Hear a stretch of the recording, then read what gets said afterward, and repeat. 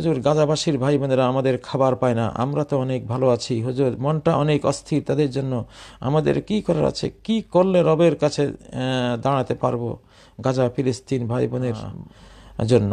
হ্যাঁ, দেখুন, লা খায়লা ইনদাকা তুহদিহা ওয়ালা মাল, তোমার কাছে কোনো ঘোড়াও নেই, কোনো সম্পদও নেই, বা সম্পদ আছে পৌঁছাবার কোনো সামর্থ্য নেই।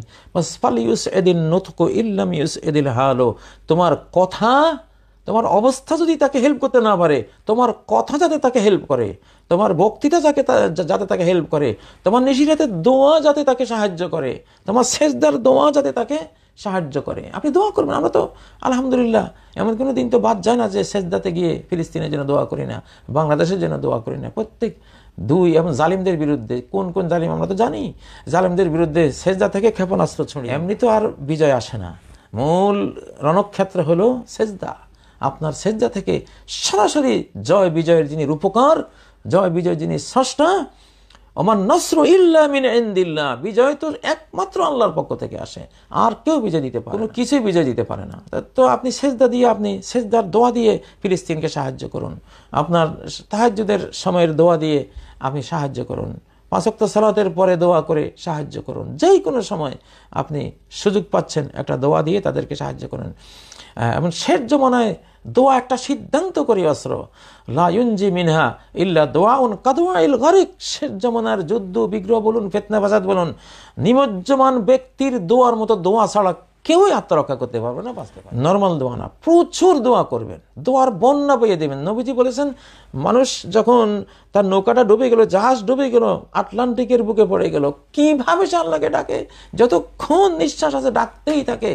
হ্যাঁ, ওই রকম ডাকবেন আল্লাহকে। প্রত্যেক দিন কয়েকবার করে, বহুবার করে আল্লাহর কাছে দোয়া করবেন যে আল্লাহ তুমি রক্ষা করো, আল্লাহ তুমি ফিলিস্তিন রক্ষা করো, বাংলাদেশকে রক্ষা করো। ফিলিস্তিন হলো প্রকাশ্য ফিলিস্তিন, আর বাংলাদেশ হলো নীরব ফিলিস্তিন, অপ্রকাশ্য ফিলিস্তিন, একই অবস্থা।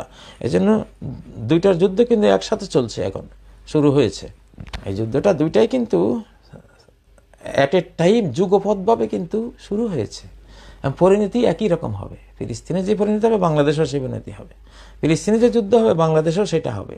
এবং পরিণতি ওখানে যায় এখানেও তা। পরিণতি কি? মুসলিম উম্মাহ ইনশাআল্লাহ এই দুই স্থান সহ গোটা বিশ্বে তারা বিজয়ী হবে, নেতৃত্ব দেবে ইনশাআল্লাহ। রেজাল্ট দিয়ে দিলাম না, কিছু ছাত্ররা আছে অঙ্ক দেখলেই ফলাফল জানে, তো ফলাফল বলে ফেলছে, ফলাফল তো আপনাকে ফলাফল বলে দিই, যত কিছুই বলুক, ফল ভাই আমার, তাল গাছ আমারই ইনশাআল্লাহ, তাল গাছ আমরাই পাবো। ফিলিস্তিন কেন্দ্রিক গোটা বিশ্ব নেতৃত্ব মুসলিমরা ওখান থেকে দেবে, বাংলাদেশ কেন্দ্রিক বাকি এশিয়া মহাদেশ এখান থেকে আরেকটা নেতৃত্ব আসবে ইনশাআল্লাহ। এখানে সেই অবস্থা তৈরি হচ্ছে। তারা তুম হায় দরিয়া হি সে হায় গাওহার কি সিরাবি, নিস্তরঙ্গ নদী সাগরে কোনো মণিমুক্তা হয় না, নদীর সাগরের তরঙ্গের ডামাডোলের ভিতরে, হানাহানির ভিতরেই মণিমুক্তা তৈরি হয়। তো সেটা তৈরি হচ্ছে, এখন হবে ইনশাআল্লাহ, সেই পরিবেশ এসে গেছে। তো আল্লাহ করিয়েছেন, দুশ্মনদের হাত দিয়ে আল্লাহ করান এগুলি। তো প্রিয় বন্ধুরা, আজকে এখানেই ইতিরেখা টানলাম ইনশাআল্লাহ।